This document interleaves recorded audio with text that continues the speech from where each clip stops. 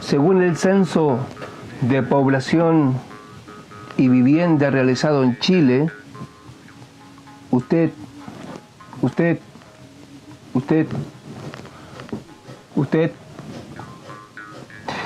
se considera flojo, hediondo, borracho, piojento, malas pulgas, aborigen,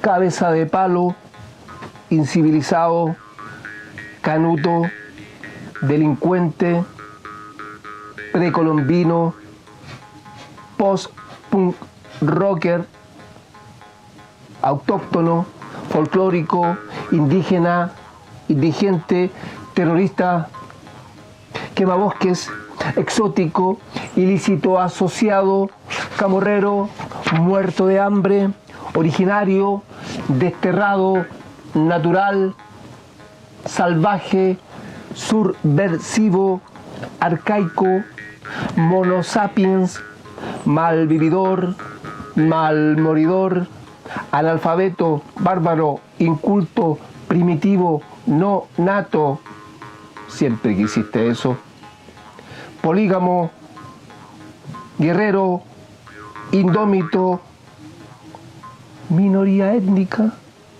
raza inferior, guerrera, pero inferior, indio culiao o araucano.